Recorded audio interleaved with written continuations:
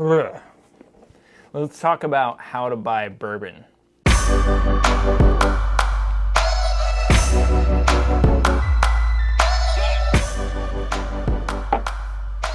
Okay, you're getting into bourbon, which is awesome. Welcome to the party, to the madness. You got to be careful. Buying, collecting, drinking whiskey can be awesome, fun, but it can also be a long, dark, lonely road. There's a lot of mistakes you can make, and you should go check out my video about bourbon mistakes to avoid. It's worth giving it a watch if you're getting into this thing. Just jump over to my channel.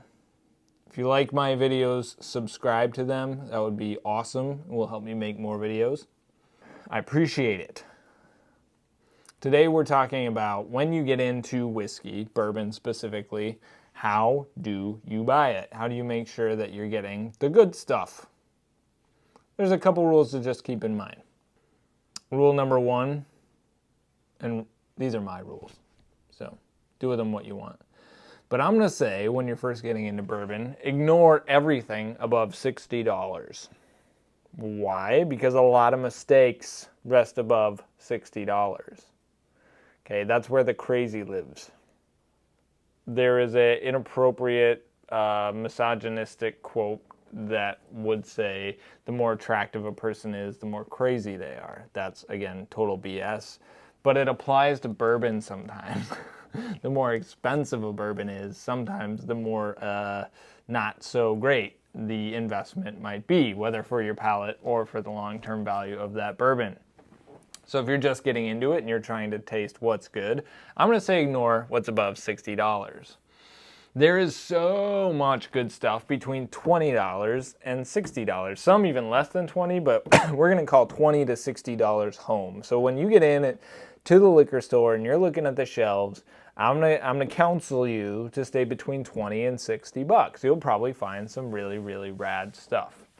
There are so many local distillery limited special releases that are, aged in Armagnac casks, but it's crap aged in something else to try and make it taste less crappy. So unless you know for a fact that what you're buying is amazing because you've had it before, don't buy it if it's more than $60. Rule number one. Rule number two, and this is a long one with many components, but you need to inspect the bottle. When you go to the liquor store, you got to pick up the bottle and look at it.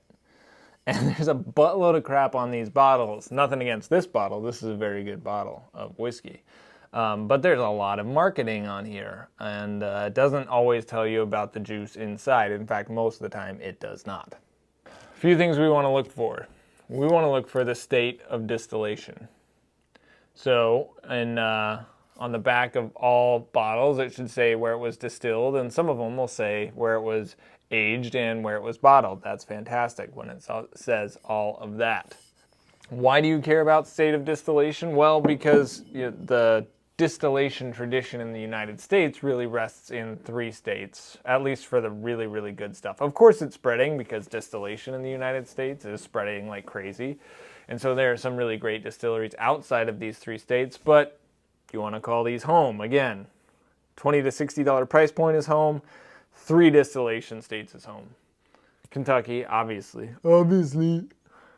Tennessee, and Indiana.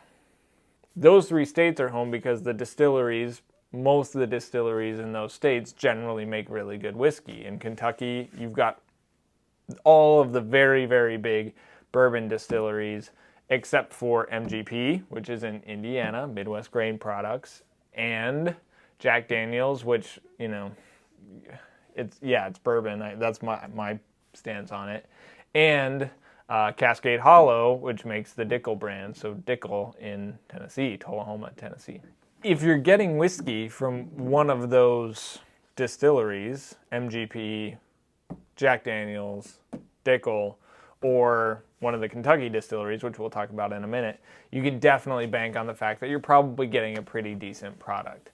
If what you're buying is coming out of New York, you're probably not getting a very good product because a lot of the distilleries in New York just aren't crushing it. Again, you kind of got to know what you're buying. And if you're brand new to this thing, you may not have tasted all of the New York distilleries. I have not. But I have had stuff from all the major distilleries in Kentucky, Indiana, and Tennessee. All right, so state of distillation, I found that, no problem. Next, you're going to look for age statements, and this is really important. This is Dickel's bottled and bond release for this year. Last year was 13 years, this year is 11 years, which is awesome. I'm going, all right, I've got a distillery that has a pretty decent reputation for making good whiskey. I've got a high age statement. Rad, I'm off to a fantastic start. Why do I care about age statement? Well, because you don't want an 18-month-old whiskey. You probably don't want a 3-year-old whiskey. 4-year-old whiskey is a risky endeavor, though New Riff makes some fantastic 4-year-old whiskey, as do some other craft distilleries, but that's rare. Most 4-year-old bourbon, not very good. You generally want it in that 6 to 8 year range. That's the money zone. But you want to check for that age statement because if a whiskey is labeled as straight bourbon whiskey, it has to be at least 2 years old, and unless it's 4 years old, it has to carry an age statement. So if somebody's throwing the straight bourbon whiskey title on their bottle, which most people like to because it's good marketing, clarifies that, hey, this is bourbon you're drinking, they have to tell you how old it is. And so often you'll pick up a bottle, of which I have none, because I don't like super young whiskey, and if it says straight bourbon whiskey, it'll say aged at least 2 years, and if it doesn't say aged 4 years or more, or aged 6 to 8 years, you can bank on the fact that it's somewhere in that 2 to 4 range, which is, again, generally not the best. So watch out for that. And I really love bourbon aged 10 to 15 years. Beyond 15, it may get a little oaky, may not. Maybe you love a lot of oak, but if you love an oaky profile, you need to get a bourbon that's been aged a little while. But you may say, well, I've got, I picked up Buffalo Trace and it doesn't have an age statement on it. No, it doesn't, but it says Kentucky straight bourbon whiskey and it doesn't have an age statement on it, which means it was aged at least 4 years. Legally, that's the requirement. So Buffalo Trace is at least 4, and then if you do a little reading on their website, you find that it's 6 to 8 or so, maybe 6 on average. All right, so you've got an idea of the age, and you know what state it's coming from. 2 other things. One of them I already mentioned, and that is that word straight. If it's straight bourbon whiskey, it doesn't have other stuff in it. It's bourbon, aged at least 2 years, and if it doesn't mention the age on it, then it's probably aged at least 4 years.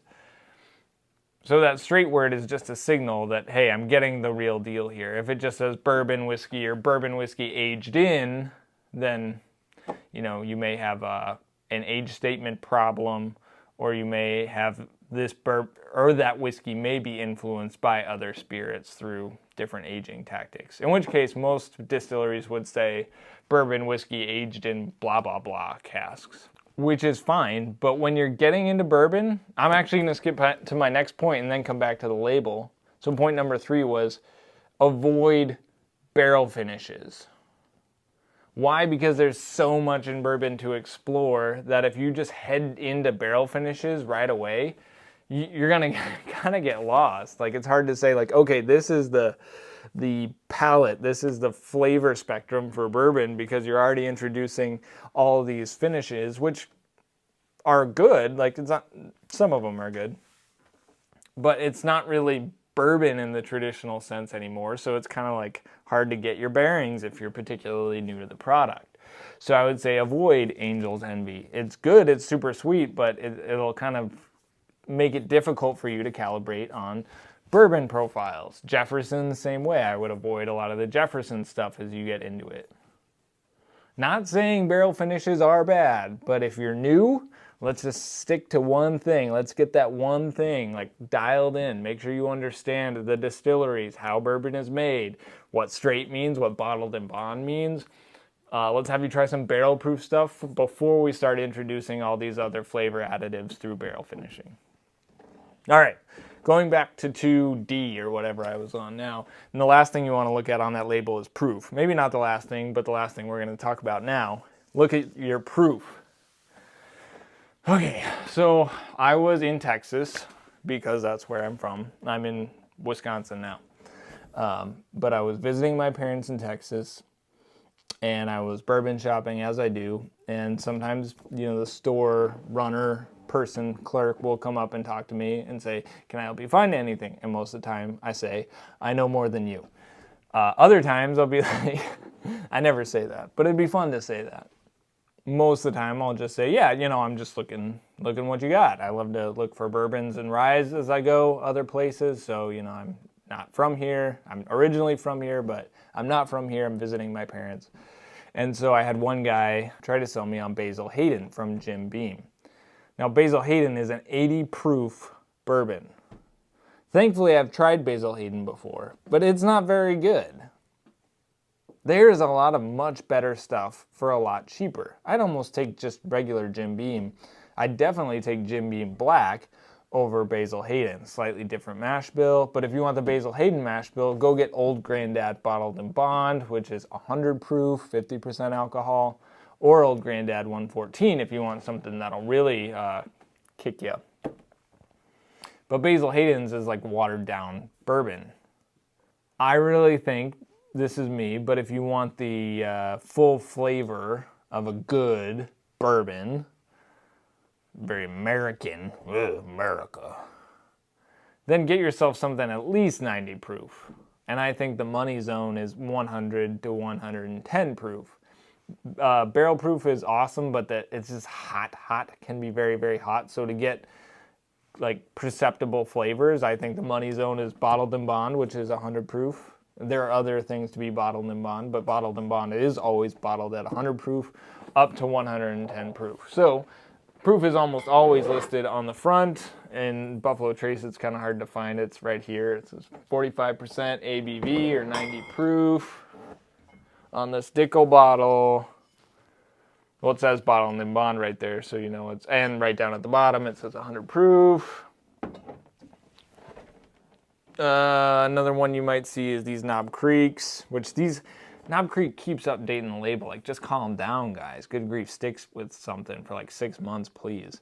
120 proof, 60% ABV. So, if you're new to bourbon, I'm recommending you hit at least 90 proof, 45% alcohol by volume. Probably avoid the barrel proof stuff just for a few weeks. Make sure you've got like, oh yeah, I like this. It's not too hot for me to drink a bottled in bond bourbon. If you go straight into bourbon and somebody hands you a barrel proof, like Elijah Craig barrel proof, you may never recover. So just ease in. So I've been talking about it. The next thing, while you're sitting there staring at the liquor store shelf going, what do I buy? You're looking for $20 to $60. You're ready to inspect labels. And the thing I want you to focus on kind of first is bottled in bond. Like, when in doubt, come home to bottled in bond. Because when you see a bottled in bond bourbon, well, I'm not going to bore you with all the details. There are other videos that do that. But you know it's at least 4 years old. You know it's at least 100 proof. So hey, this is a decently aged whiskey at a decent proof. It's going to have some good flavor. I don't know of any bottled in bond products, actually, that are generally on the shelf that suck. They're really good. Evan Williams White Label Bottled in Bond from Heaven Hill Distillery is like $15 for a 750 mil, and that's really solid stuff. New Riff is a newish distillery cranking out Bottled in Bond whiskeys that are fan-dang-tastic. Henry McKenna, if you can find it. Unfortunately, it's not as available anymore, but 10-year-old bottled in bond. This used to be $30, now it's like $40. If you look hard enough, long enough, you'll find it. It's fantastic.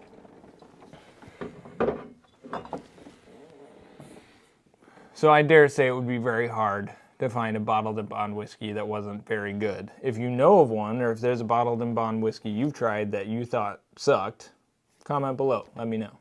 But I have not had one that I recollect. All right, tip number 5. You've gone through all these steps and you're still like, oh, I don't know what to get. Well, look, you have an infinite information machine on you all the time. Get your phone out and look for a review of the bottle that looks interesting to you. There are some great review sites. Breaking Bourbon, Whiskey Wash, Bourbon and Banter, and then there are tons of great review podcasts. My favorite is Dad's Drinking Bourbon. There's so much information out there. You should never, ever, ever, and this is the last step. I'm going to get there right now, so I'm just bouncing all over the place. But you should never, ever, ever, ever, ever buy bourbon without knowing about it first. You're just opening yourself up to buying a bad bottle. And there's no reason for that. There's so much good information out there. So use your phone, check out a review. You may stand there in the bourbon aisle for a solid 15 minutes. But, I mean, odds are pretty good you're going to be standing next to me while you do that. So before you get to the liquor store, or maybe you've bought a few bottles, now you're at home drinking your bourbon, watching me tell you about bourbon on one of my videos. As soon as the video you're watching is over, I would recommend you just do some reading. And in particular, there is a group of distilleries that you need to read about, because you're going to learn about 90% of American whiskey and bourbon when you learn about these distilleries. Heaven Hill, which is in Bardstown, Kentucky. So Heaven Hill is the largest privately owned or largest family owned spirits company in the United States, I think, pretty sure. And they make fantastic bourbon, whiskey. Elijah Craig, Henry McKenna, Larceny, Old Fitz, a lot of good stuff. Four Roses, Lawrenceburg, Kentucky. Yes, Lawrenceburg. I knew it. Four Roses is awesome. 10 different mash bills making some really rad stuff. Jim Beam, not my favorite, but I got a few Beam products. I like a good Knob Creek single barrel, and sometimes I get in the mood for Booker's.